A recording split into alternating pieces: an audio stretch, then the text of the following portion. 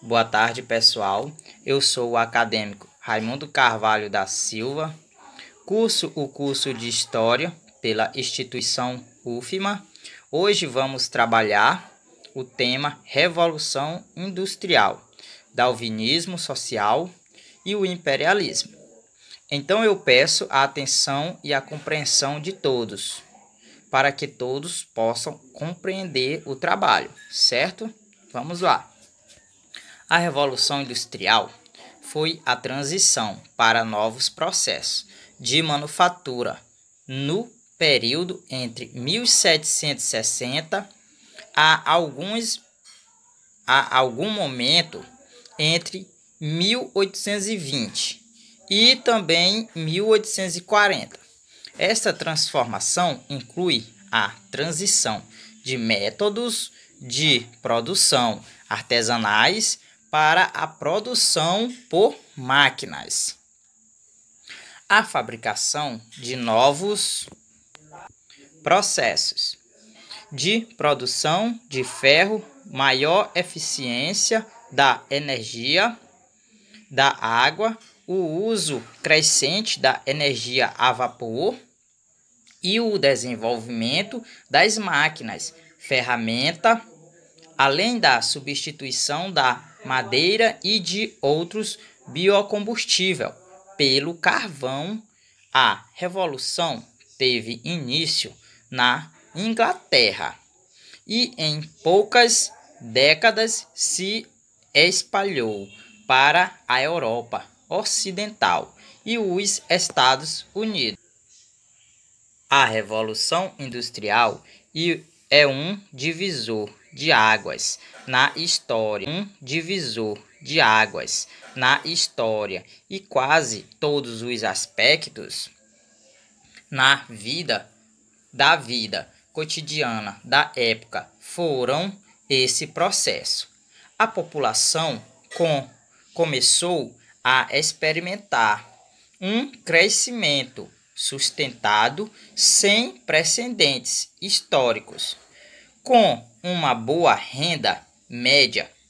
Nas palavras de Robert Emerson Lucas, ganhador do Prêmio Nobel pela primeira vez na história, o padrão de vida das pessoas comuns começou a se submeter a um crescimento sustentável. Nada remotamente parecido com este comportamento econômico e mencionado por economistas clássicos, até mesmo como uma possibilidade teórica. O início e a duração da Revolução Industrial variam de acordo com diferentes historiadores. Eric Hobsbawm considera que a Revolução explodiu na Grã-Bretanha na década de 1780 e não foi totalmente percebida até a década de 1830 ou de 1840, enquanto Thomas Aston considera ela ocorreu aproximadamente entre 1760 e 1830. Alguns historiadores do século XX, como o John Clapham e Nicholas Crafts, têm argumentado que o processo de mudança econômica e social ocorreu de forma gradual e que o termo revolução é equivocado e que este ainda é um assunto que está em debate entre os historiadores. O PIB per capita manteve-se praticamente estável antes da Revolução Industrial e do surgimento da economia capitalista moderna. A Revolução impulsionou uma era de forte crescimento econômico nas economias capitalistas e existe um consenso entre historiadores econômicos de que o início da Revolução Industrial e o evento é o evento mais importante na história da humanidade, desde a domesticação de animais e a agricultura. A primeira revolução industrial nos anos de transição entre 1840 e 1800, a corrida com fins de partilha da África e da Ásia, realizada pelas potências imperialistas, aconteceu por dois principais objetivos. Quais foram esses objetivos? Primeiramente, a busca por mercado, consumidores para os produtos industrializados. Segunda, a exploração de matéria-prima para a produção de mercadorias nas indústrias.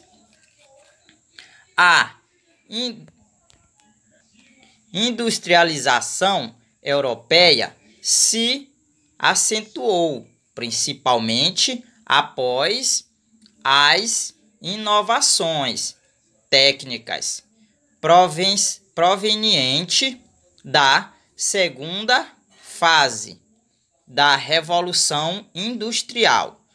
O domínio da África e da Ásia, exercido pelos países industrializados, teve duas principais formas. A primeira, a dominação política e econômica direta. Os próprios europeus governavam. A segunda, a dominação política e econômica indireta. As elites nativas governavam. Mas como as potências imperialistas legitimaram o domínio, a conquista, a submissão e a exploração de dois continentes inteiros. A principal hipótese para a legitimação do domínio imperialista europeu sobre a África e a Ásia foi a utilização ideológica de teorias parciais europeias provenientes do século XIX. As que mais se destacaram foram o evolucionismo social e o darwinismo social, certo? Um dos discursos ideológicos que legitimariam o processo de domínio e exploração dos europeus sobre asiáticos e africanos seria o evolucionismo social. Tal teoria classificava as sociedades em três etapas evolutivas. A primeira seria bárbara, a segunda primitiva e a terceira civilizada, certo? Os europeus se consideravam integrantes da terceira etapa, né? que era a civilizada. E eles classificavam os asiáticos como a primitiva, a segunda, né? Primitiva. E os africanos, claro, como bárbaros, a primeira, certo? Os bárbaros. Portanto, restaria ao colonizador europeu a missão civilizatória afráveis da qual asiáticos e africanos tinham de ser dominados, sendo assim estariam estes assimilados à cultura europeia, podendo ascender nas etapas de evolução da sociedade e alcançar o estágio de civilizados. Vamos lá, pessoal. A atividade é longa, mas a gente tem que ter paciência. Vamos tentar compreender. O domínio colonial, a conquista e a submissão de continentes inteiros foram legal e moralmente aceito. Desse modo, os europeus tinham o dever de fazer tais sociedades evoluírem. O darwinismo social se caracteriza como outra teoria que legitimou o discurso ideológico europeu para dominar outros continentes. O darwinismo social compactuava com a ideia de que a teoria da evolução das espécies, Darwin, poderia ser aplicada à sociedade.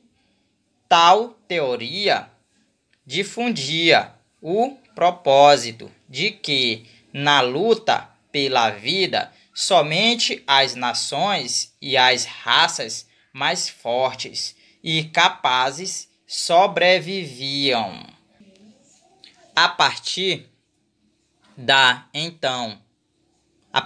então, os europeus difundiram a ideia de que o imperialismo ou neocolonialismo seria uma missão civilizatória, de que o imperialismo ou neocolonialismo seria uma missão civilizatória de uma raça superior, branca, europeia, que levaria a civilização, tecnologia, formas de governo, religião cristã, ciência para outros lugares. Segundo o discurso ideológico dessas teorias raciais, o europeu era o modelo ideal, padrão de sociedade, no qual as outras sociedades deveriam se espelhar. Em 1870, quando o progresso tecnológico e econômico ganhou força com a adoção crescente de barcos a vapor, navios, ferrovias, fabricação em larga escala de máquinas e o aumento do uso de fábricas que utilizavam a energia a vapor. Darwinismo social. Darwinismo social e o imperialismo no século XIX. O imperialismo ou neocolonialismo do século XIX se constituiu como movimento de domínio, conquista e exploração política e econômica das nações industrializadas europeias, Inglaterra, França, Alemanha, Bélgica e Holanda, sobre os continentes africano e asiático. A partilha da África e da Ásia se deu fundamentalmente no século XIX pelos europeus, mas continuou durante o século XX. No decorrer deste, os Estados Unidos e o Japão ascenderam industrialmente e exerceram suas influências imperialistas na América e na Ásia, respectivamente, certo? Para a África e a Ásia conseguirem evoluir suas sociedades para a etapa civilizatória, será imprescindível ter o contato com a civilização europeia. Hoje sabemos que o evolucionismo social e o darwinismo social não possuem nenhuma embasamento ou legitimidade científica, mas no contexto histórico do século XIX foram ativamente utilizados para legitimar o domínio e a exploração de continentes inteiros, certo? Pessoal, esta foi a nossa aula. O meu muito obrigado pela atenção e compreensão de todos e até a próxima, se Deus quiser.